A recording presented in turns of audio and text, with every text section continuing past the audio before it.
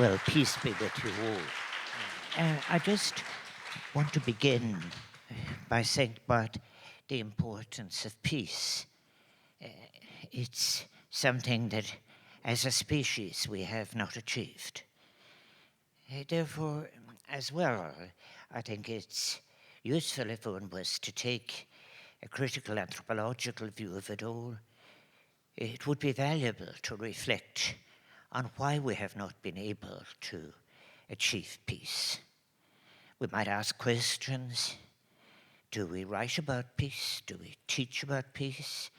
In relation to what was it, the extraordinary mark of humanity that is there in gender-based violence.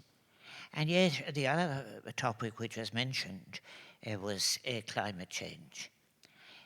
I could turn this around by saying simply, to have humanity presented with all the evidence from science, to have been able to visit and look at the different models of connecting economy and ecology and justice, and why they have in fact only partially succeeded. It would be a great liberating movement to be saying we are going to most radically examine the connections that I've said between economy and ecology and issues of justice. I was for a very long time a spokesperson on foreign affairs, and I immediately, you've had a long day, but when I very much addressed an issue a long time ago, in 1982, I spoke about foreign policy being wider than the administration of just simply international affairs. And what I had in mind very much, and it wasn't simply located in my learning from the utopian tradition. It was that I saw what was possible, but I also felt as well that constitutions would be stronger if in fact they had an ethos that was moral. I think that this has been entirely lost. I think that for me, listening now very much, the destruction of moral categories is not accidental. In fact, it's very interesting about people like myself writing about and trying to get published in relation to different topics.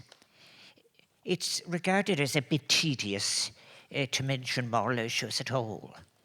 The idea is, therefore, you might draw the wrong people on top of you if you say there is something wrong with an uncontrolled, irresponsible sense of accumulation. That you must be able, and that this is a version of freedom. So we have in fact actually begun to pay the last and final price by losing language itself. Language, how can you speak, say, freedom to abuse the planet, freedom to abuse others, freedom to, in fact, do and say anything you like, freedom, in fact, to come on any form of the media that you wish, that, in fact, to take responsibility is an abuse of freedom. And I think there's no point in seeking to deny, I think, the incredibly difficult situation that we're now in. So my first positive thing to say immediately that is necessary. It's necessary that we have a debate that is adequate. Even those people who hold very different views to me in terms of philosophy would speak about the importance of the discourse having both respect for the other opinion, but also adequacy. And an adequacy is such an important element if we are to go forward. And there are different issues that stop us getting to any such a place. For example, in my period as president, I dealt with the concept of imperialism. It drew the largest amount of comments in relation to when I was running the series of Mochnov, and we were trying to develop what I said a kind of an ethics of memory. And this tells you how serious it is about memory. There are 7 young poets in South Lebanon at the moment, and they're writing on scraps of paper. And they said, and what I read from them was, even if it is all reduced to rubble, and even if people can't come back anymore, the place that we knew will live in the poems. And in a way, I, at 85 years of age now, I wanted to just say there is a kind of intolerance that is there that doesn't allow us to have an adequate debate. I wrote about this in 1982 in the studies, I think. I was making the case for a Foreign Affairs Committee, which didn't exist. Like for the present time, you don't have a United Nations Committee either. And the argument that time was it was a very elegant argument put forward, I think, by the then Foreign Minister. But it basically was that matters of foreign affairs are too complicated. They should be left to the experts. And therefore the idea of allowing ordinary people in. And this, very early on, there was a debate between a very distinguished member of the government and myself about this very, very question about norms and interests. And where there in the last 2 or 3 weeks, it all came out again. Interests are what's important. And you got an essay from the president of the commission saying we have to be tough and so on. And then you got an essay by 2 of our own academics arguing it's time the Irish people grew up. It's time that they faced reality and so on. Now, it is not without moral significance. What is the context of what is real and what can be changed? What must be changed and so on. And that has, I think, in a way, created a real difficulty for those of you who I hope will be activists in relation towards making it important that we all have the right to discuss the kind of world we want, the kind of care that we want to express, not just to each other, but even to the species that share the planet with us. And when I think about it like that, one of the greatest difficulties we have too that we haven't overcome in our republic is being able to look at the residue of imperialism in a proper way. And what I mean by that very, very straightforwardly, not just only the reaction I remember getting when I wrote about imperialism, but it is also the mindset it created. And also, as well as that, how it suggested to us that how we should interpret a difference. The waves of hate that are being produced by other people outside of this jurisdiction altogether is simply so appalling and such a rejection of everything that we stand for.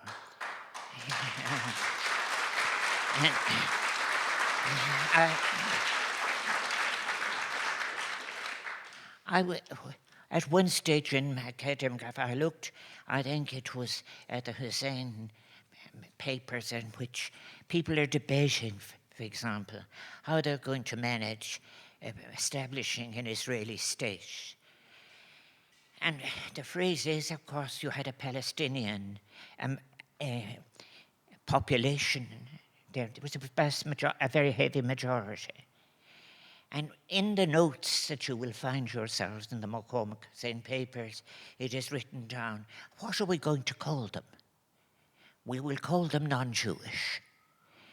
And in the long history of the disgraceful neglect in relation to the Palestinian-Israeli question, there is this business of not being able to say the word Palestine, Palestinians, dispossession, and so on. And yet it is staring you in the face. That is why there is a long history to the outrageous attacks on people in the West Bank, or the disgrace of what is happening now in southern Lebanon. And then too, as well, We almost don't notice it now because the focus has shifted to the killings that are taking place in Gaza. I was in Gaza in 2005. I visited with Andreas van Acht, former Dutch Prime Minister, and we prepared a report in relation to that stage. People spoke that there was a kind of hope in the air, that maybe some people in France thought, for example, that Gaza could be the Palestinian state. This small little stretch could in fact accommodate 2.3 million people and so on. And that kind of ignorance of Palestinian history, and also, indeed, I have to say as well, of the work that has been given to us by the words and the descriptions that are available to us from the early days of the establishment of the State of Israel. And I have to say that what weighs heavy on my heart are when I hear people rhetorically speaking about a Palestinian state, when in fact they are witnessing the destruction of lives in the West Bank and looking at and listening and not replying or contradicting to those who are in the cabinet in Israel who say there will never be a Palestinian state. Well, Palestine is not a terra nullius. It was never empty. There were Palestinians in Palestine. There are Palestinians in Palestine. And there are Palestinians who have the right to, in fact, be the same rights that all of us would have sought for in all the different struggles we had for forms of independence.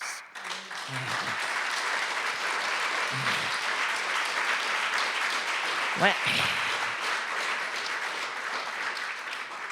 I think what is very interesting as well, as somebody who had the advantage of being a university teacher, I think it was the last Pope who said that we're going through a plague of indifference. And the kind of indifference now is it all too big for any of us to make any change at all? Well, if you believe in that, you might as well say, well, then it's a kind of a doomed version that has been suggesting to people. Well, I think that there are great, wonderful motivations behind all of the principles of international law, the International Court of Justice, the Charter of the United Nations, all of these. And we have to ask ourselves a question: how important are they to us? Is there a kind of a moral suggestion in them that we can't fit anymore with the world we live in? We're living with a form of capitalism now that is in fact totally irresponsible, wants to be unaccountable, has no limits, where in fact actually the most powerful have said, I will destroy all the different pieces of science that have warned us of the possible ending up in a planet that is uninhabitable. What this in many ways means is, those of us who make these kind of observations, really, yes, we can put up with struggling for space and for the notion, the bland stuff that is there.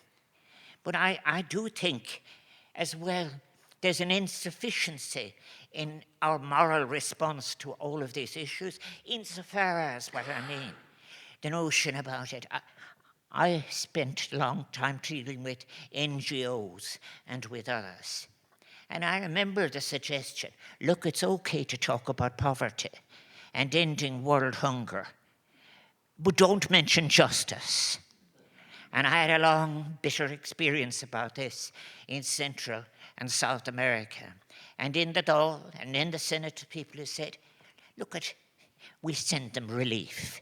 Well, humanitarian assistance is insufficient.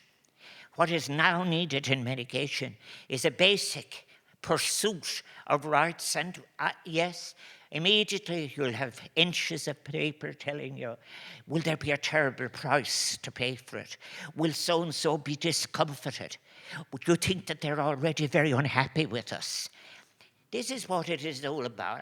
I was a chair of a part of the Irish presidency back in 1996, a long time ago. There's a World Cup away. But one of the things about it which is very, very interesting, bigger countries used circulate a kind of view. Do you think that the new countries, the smaller countries, will be up to it? And yet every single diplomat that writes about that period will show that the smaller countries tried harder. And the places, in fact, actually, that fell down on their formal and informal program were larger countries who had bigger fish to fry. Now, I wish the Irish presidency well. And I think that it will be at its best when it seeks to restore a moral credibility of some small sort to the European Union. The European Union has no credibility in relation to rights, human rights, in relation to respect for the most basic norms of international law. I'm not. How could, and I pay tribute to those representatives from Ireland and government who use the word genocide, because that is what it is. And when you are facing it and looking at reports day after day, are you not quite, the issue isn't only giving an expression. What mechanisms are you taking to, in fact, seek to make a meaningful visit? You know, I have very good discussions about the limits and the possibilities of international law.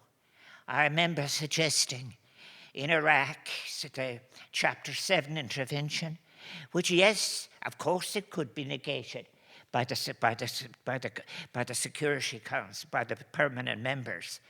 But if people forget to point out, it could be reissued by the General Assembly and actually be made to happen in many cases.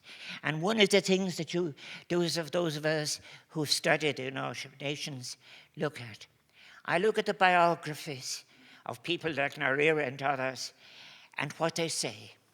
In all of them, you'll find a kind of melancholy. They say they don't mean all of it.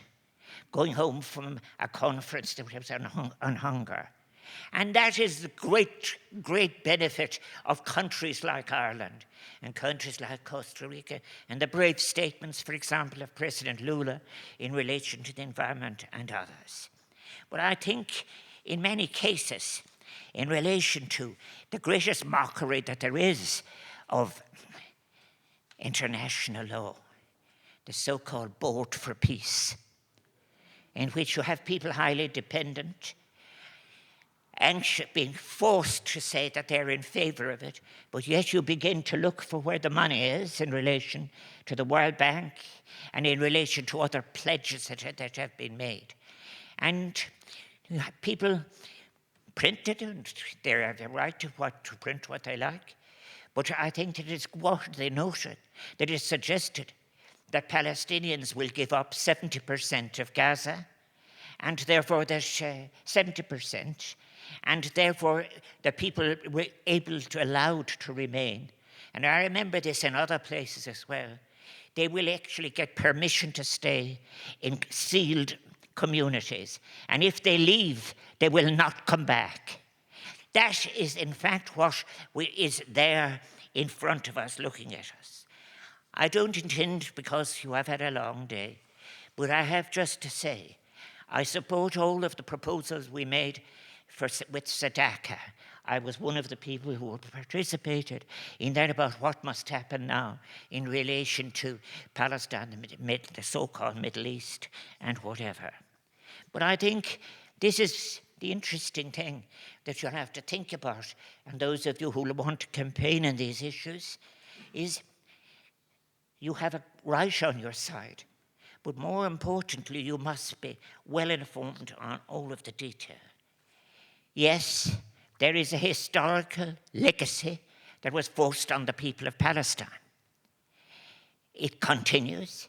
You might ask in many cases how many people in Ireland ever print the number of from the Nakba, the people, for example, who are Palestinians and who have no statehood where they have been forced to go. And I think that's very, very, I've not trying to depress people, but I have to say that there is a need for affirmative action that will count. And in a way, if the European Union is the biggest market that Israel has, and that we have an agreement in Article 2 that places serious obligations on the two sides to that agreement.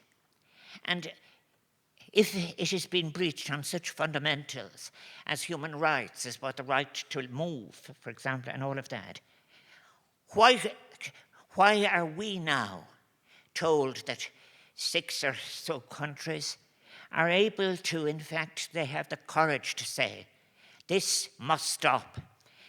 But there are countries that say, we can't speak out, and others saying that we have a great principle of guilt that we can't speak out. What is left of the European Union if it doesn't have a set of principles? The people who wrote about the European Union before it was a union, the people in the Ventotene Accord, for example, who wrote about the importance of Europe as they saw it being at peace. And now too as well. We must stop it in its tracks, is the notion that there is a Western superior part of the planet, and that's called the West. The West, in its day, in all its composition, drew many different people from different races, ethnic backgrounds, and so on. And on that I could say to you, how many times could war and conflict have been avoided if we had paid respect to the differences of language and the issues that they create? The relationship of minority languages to dominant languages, the idea of forbidding languages and not allowing languages, and so on. If we want peace, and if we want a world in which we will be able to work for sustainability, we must realize we have to anticipate the sources of conflict. And you can educate on this, and you can anticipate so much, and it can be fitted with other kinds of relationships we have with each other. And then I notice as well, we must be aware when things are slipping away from us. If you want an example of a word not really used anymore by the Commission, it's the word cohesion. It was in the treaty. Europe is going to be one of the most go-ahead, competitive, and they dropped cohesive. It hardly lasted 12 months. And I think that tells you a great deal, I think, as well. We have the right to introduce moral considerations, ethical considerations in our discourse. We must make sure that we assert that and we look for it. In relation to all of the other issues, I have to say that if there is an affront to ethics, it is surely in the so-called body for peace, which is headed by somebody who is going to live forever, and which has few mechanisms of transparency, and which will enjoy the contribution of Tony Blair, and so on. Well, I have to say this. I'm not scoring any points, but I was in Baghdad just 2-3 weeks before the second Iraq war. And I was speaking to 2 teenagers. And it was this in the first war. They told me that their family used to go into the bathroom, the smallest room in the house, to avoid the gas. And the second time the war came, there were 54 cellars, really, 54 in Baghdad itself. They could accommodate 150 people each. And this time they said, we'll go to the shelters. And 480 people in one shelter were effectively toasted to death. And then after that they said, what are you doing now? I was with Margaret Hassan, who is working on the Oil for Food program and how to feed children in conditions of conflict. And they said, this time we're going to go to our house. We're going to stay in our houses. And we can exit with our houses. And that is what war is like. And that is how war, when it is being repeated, And it is so important that we look, no more than I dealt with it myself when we were dealing with the Machnoff series. Kind of people say, well, we'll put all that behind us. We're modern now, and there's no one better than us, and we're able to spend as much as on and on and on.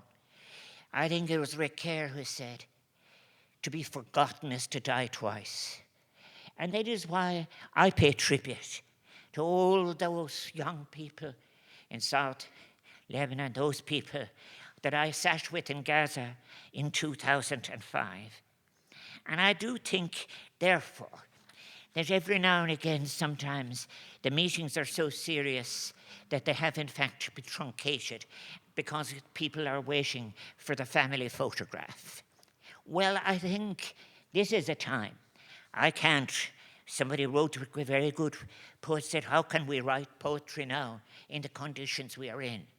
That's why I want to be positive.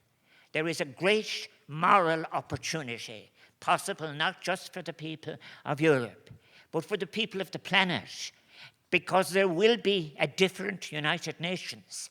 It will emerge, and the people who will be represented in it will include the people of the populations of the world. And they will address issues of hunger, and they will issues of discrimination and the shocking, awful violence against women and against nature. And I think what we did in Sadaka, and I'm not going to give you a list, but we made a positive list of things that had to be taken into account. The first is the length, I won't go to list them, but to say the sheer length of neglect, of not having a discourse that was adequate to look at the insufficiencies of law that would have prevented so many conflicts. And I think as well, we must knock out of our system the suggestion that can you really say, where is the Palestinian state? And I might say, where are the limits of the Israeli state? And does it matter? Yes, it does matter. And does it matter that, in fact, there's something like there is no such thing anymore? And I finish in this, in relation to responding to what is called development. It's one of the things I look back on at 85. I went to the United States in the 1960s, and I joined people like Orlando Foldsbode and others, and we were learning about development, about the backwardness of our own people, because there was only one really kind of advance, and it had come out of a linearity that said, first of all, there is the domination of nature, and then there is the myth of modernization, and therefore we weren't modern. So we were going to learn how, in fact, actually, to be modern, industrialized, not agricultural anymore, and we were going to be our future. That gave us what we have in irresponsible capital, in the destruction of nature. It also fed a kind of racism, a kind of a set of exclusions that looked at difference and perceived it as a threat. That's why I would say the world will be remade. The remaking is to be done.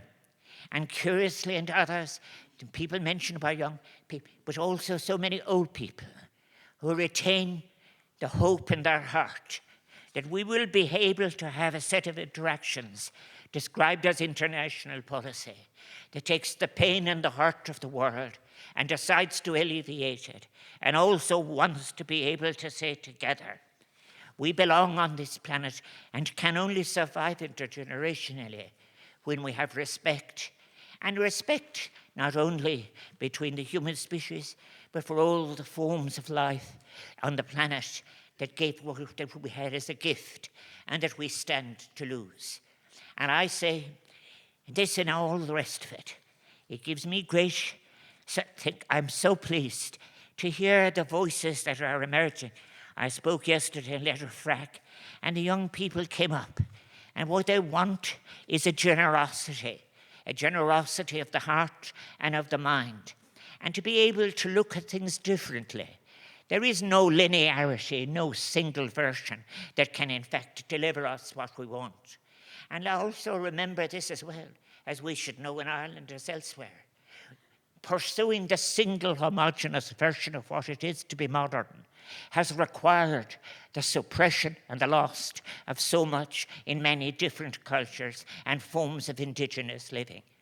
And I don't say this in any, but I say, let us look at the board of peace and let us weep for it. But I think, in fact, it is all changing.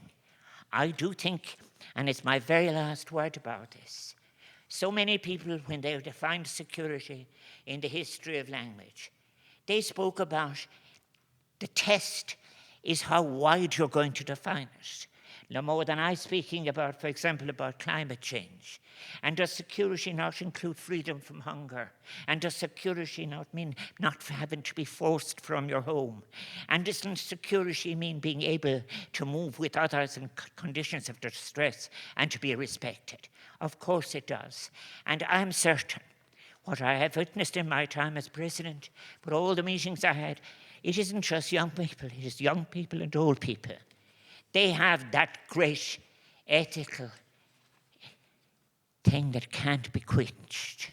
They, in fact, are interested in respecting the diversity of life and listening to others. And theirs is the world that will be created. Mo bhuaile bhuicas le,